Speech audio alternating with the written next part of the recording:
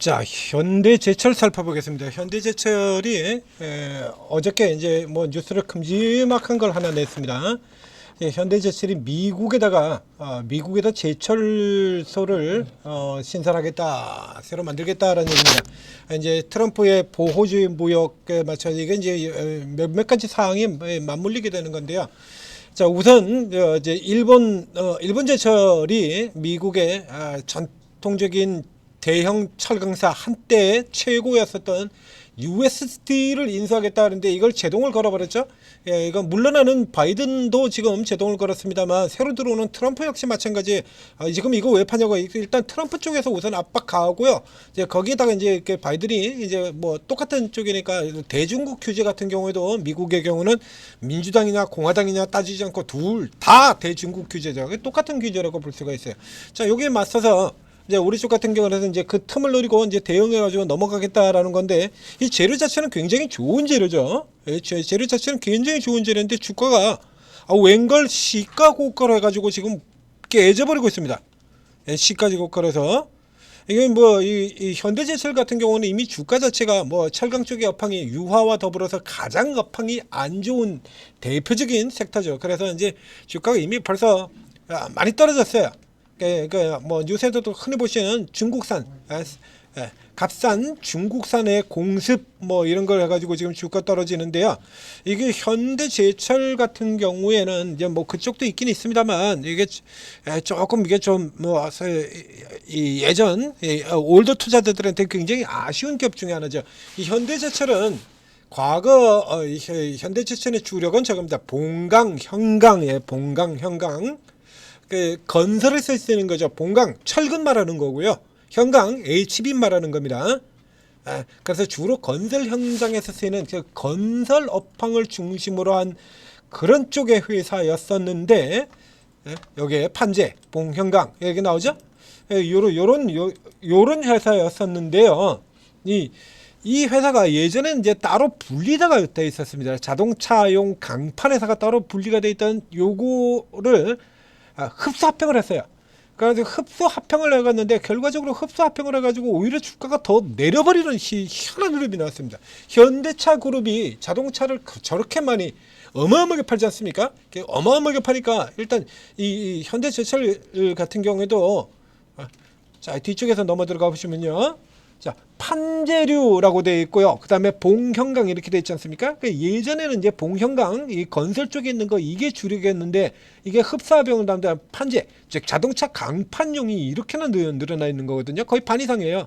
이렇게 이런 데 보면 이게 차지하고 있는 영향이 있는데도 불구하고 밑에 나오죠? 판재가 51.3%입니다. 판재가 더 많아요. 옛날 주력이었던 봉현강 같은 경우는 34%밖에 늘지 않고요.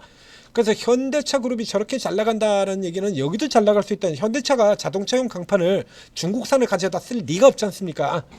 그러니까 이게 중국산의 공습 같은 데서도 사실은 조금 상대적으로 조금 타격이 덜한 쪽에 들어간다고 봐야죠. 그러니까 이제 중국산 요거는 이제 업황 전체의 얘기입니다. 건설 경기 회복 지연, 중국발 공급 과잉, 불황장기야. 이거 업황이 안 좋다는 얘기야. 이제 요런 거는 이제 뚫고 나갈 수 있는 활로가 트이는 거거든요. 미국 쪽으로 진출 이렇게 들어가게 된다면 이게 그러니까 회사로 본다 그러면 이게 나쁠 이유가 아니에요. 이게 나쁠 이유가 아닌데, 그래서 우선은 우선 뉴스 자체로는 여기부터 살펴보겠습니다. 검토죠. 검토. 그래서 이제 공시가 나갔는데 보도가 나가고 난 다음에 그 다음에 검토 중이나 아직 확정된 바 없다. 이거 한다라는 얘기라고 얘기해서 설명드렸죠. 요렇게 나온 데 같은 경우는 거의 다 그거 일단 한다예요. 이제 문제는 여기 같은 경우는 이제 뒤에 이제 요소를 좀 찾아봐야 되는데, 뭐 PBR도 굉장히 낮고요. 충분히 관심을 가져볼 만한 이벤트다. 이게 맞아요. 근데 주가가 이제 왜 떨어졌냐라고 하면 외국인 쪽에서 일단 물량이 대규모 물량이 나왔는데, 자, 그러면 이거 짓는데 돈은 어디서? 이겁니다. 돈은 어디서? 그러면 우리가 이제 돈은 어디서라고 한다 그러면 그럼 제일 먼저 생각나는 건 뭐 있습니까? 우리 다들 생각날 수 있는 거 있잖아요. 자, 제철소를 지어. 그럼 돈은 어디서 나서? 제일 먼저 뭐 나오는 거 있지 않습니까? 유상증자 우려. 그렇죠. 유상증자 우려. 딱 그 케이스라고 봐야 돼요. 돈은 어디서 나서 유상증자를 하냐 이거야. 그래서 이 하는 것 자체는 굉장히 좋은데, 예? 요거 성장 보호주의 시대, 예? 중심 성장 전략 좋다는 얘기예요. 여기까지는 다 좋은데 자본 조달 이슈. 그렇죠? 그 다음에 이제 요거 두 개는 이제 나중 이슈고, 이제 과연 이게 어느 정도까지 이게 확실하게 만들 수 있겠느냐, 전기료를 가지고. 다양한 방안을 검토하고 있으나 현재까지 결정된 사항은 없다. 그러니까 실제로 지금 심도 있게 하고 있다라는 얘기입니다. 여기 심도 있게. 여기 같은 경우는 이제 70억 달러 나오는데요. 이 정도 수준을 증자 가지고 하지는 않아요. 이거 이 정도 수준은.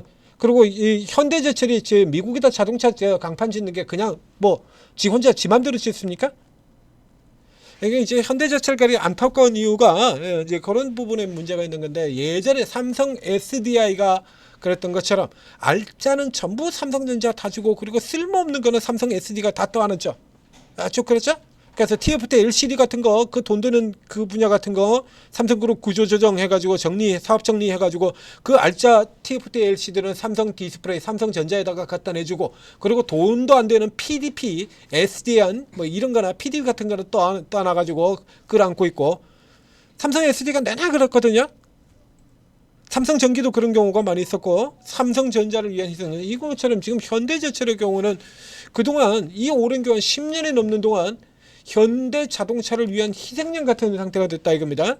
그러니까 일반 이게 아마도 1대1 이 자동차 강판을 만드는 회사가 현대가 아니라 뭐 롯데제철이라든가 SK제철이라든가 하다못해 포스코 같은 경우라 그러면 또 이게 좀 달랐겠죠. 이거 같은 경우는 당연히 현대차 그룹에서 지원이 나가야 되는 거예요. 이건 지원이 나가야 되는 거예요. 그리고 이렇게 건설 분야라든가 이런 분야 때문에 주가가 이 모양이 된 현대제철에 있어서는 오늘은 이렇게 필지 모르겠습니다만, 이제 이 얘기가 좀 더 다양하게 나올 거예요. 그러니까 현재는 이제 유상증자 우려라고 했는데, 만약에 유상증자를 한다고 하는 케이스도 마찬가지입니다. 이거 주가가 밀려 떨어지게 나면 여기까지 내려오면 이건 받으셔야 됩니다. 일단 유상증자를 발표해버리고 난 다음에 이거 진행돼버리면 이제 게임셋 아웃 돼버리는 거 아닙니까? 이게 아웃돼버리고 난다 그러면 지금 이 미국의 제철 공장 같은 경우, 자동차 강판 같은 경우는 확실히 지금 치여 있는 여기저기에 그 중국 쪽에 이 이슈에도 덜미 잡혀 있고, 이런 부분도 지금 빨리 빠져나갈 수 있어요. 자동차 부분 같은 경우 뭐 뒤에 가가지고는 트럼프 수혜주 그러고 말도 많았습니다만, 트럼프가 대통령이 됐을 때 대표적인 피해 업종 이래가지고 두들겨 맞았던 대표 아닙니까? 자동차? 이거 뚫고 나가서 현대차 그룹에도 좋고 이 현대제철에도 좋고 둘 다 좋은 이런 형태가 돼요. 그러니까 이거 현재 우려는 자금 조달 우려, 이제 재무 구조에 관한 부분들도 있습니다만, 이제 이렇게 대규모 자금한다는 기본적으로 유상증자 나오는 거 아니냐, 이제 이런 부분의 우려 부분들도 충분히 고려가 돼야 되는 거고요. 이런 부분들 나온다고 하더라도 이게 떨어지는 구조 나온다 그러면 이건 받으실만 합니다. 그렇죠? 이 케이스 경우는. 그래서 그게 아니다라고 하는 경우라 그러면 어차피 주가 돌아 들어올 거고요. 그렇죠? 아니다 그러면 없다 그러면 이래가지고 주가 이 우려를 해가지고 주가 떨어지는데, 아니다 그러면 당연히 들어오는 거 아닙니까? 자, 당연히 들어와야 되는 거고요. 그러니까 최근에 연기금 같은 경우는 뭐 웬만한 저가 종목들은 다 들어오고 있다라고 얘기됐죠. 이 종목 역시도 마찬가지. 연기금 최근에 이렇게 조금 받는 흐름들 보였고, 연기금은 오늘도 지금 매수해요. 추정치 매수로 되어 있죠. 패드게 친 건 외국인이고요. 야구네비고. 그러니까 이 케이스 같은 경우는 좀 다소 좀 우려가 지나치게 좀 앞서 나가 있는 것이 아니냐라는 생각이 듭니다. 이미 저까지만 이 아래로 들어오게 된다면 뭐 연기금 거의 들어올 겁니다. 지금 연기금 앞서도 여러 번 설명드렸던 것처럼 현재 연기금은 채워 넣어야 돼요. 뭐가 됐건 일단 채워 넣어야 됩니다. 그렇다면 이런 종목들 같은 경우 연기금이 그 뒷받침, 저가 바탕이 되어줄 것이다. 그러니까 내려온다라고 하면 이건 좋은 지래예요. 거기다 연기금이란 막강한 저가 디딤목이 있습니다. 현대제철 받아 들어가실 수가 있고요. 뭐 짧게 노리는 형태도 가능하고요. 이게 뭐 기존에 보유하신 분들, 올해 이 현대제철 같은 경우에는 예전에 과거의 투자자들을 많이 가지고 있었는데요. 이제 기존에 뭐 아직도 이거 붙들고 고민하고 있는데 이게 잘라남아 이런 분들도 계실 것 같습니다. 오래전부터 보유하신 분들은 그대로 보유하시고요. 그다음에 새로 노리신 분들은 밑으로 뚝 떨어지면은 자, 신저가 떨어지면 저때 단타. 그리고 그 외에는 뭐 아직까지 철강 같은 경우에는 이게 업황이 돌아 나오는 업종이 아니니까 유화 같은 경우도 단기적으로 연기금 쪽 같은 이런 저가 매수세 커버로 올라가는 거지 업황 기대를 가지고 올라가는 거 아니거든요. 삼성전자 마찬가지입니다. 단기 수급이지. 삼성전자가 바닥을 치고 돌아 나올 것이다 이 기대 가지고 올라가는 거 아니에요. 그러니까 크게 노리지 마시고 새로 들어가는 분이라면 저가에서는 받고 아니면 그냥 다른 거 하십니다. 다른 거 하시고 그리고 이제 이렇게 오래전부터 갖고 있던 이 롱텀 장기적으로 물려 있는 분들 같은 경우는 여기서 포기하지 마십시오. 뭐 이제 내려올 만큼 다 내렸잖아요. 나쁜 거 다 반영돼서 들어왔는데 그거 지금 시장도 올라가지 않습니까? 이제 나쁜 거 다 반영했어요. 반영할 거 전부 다 반영했습니다. 이 저 앞에 20 저 아래 이게 어디입니까 지금? 이거 지금 코로나 이전 지금 그 주가로 들어가고 있는 거거든요. 이걸 여기서 파시면 안 되죠. 이제 이거는 장기 보유자한테는 새로운 모멘텀이 등장이 되는 겁니다. 그러니까 이 시세에 실망하지 않고 그대로 일단 버티시고 그리고 단기는 저가에서만 하거나 다른 종목 한다. 이렇게 정리해 드리도록 하겠습니다.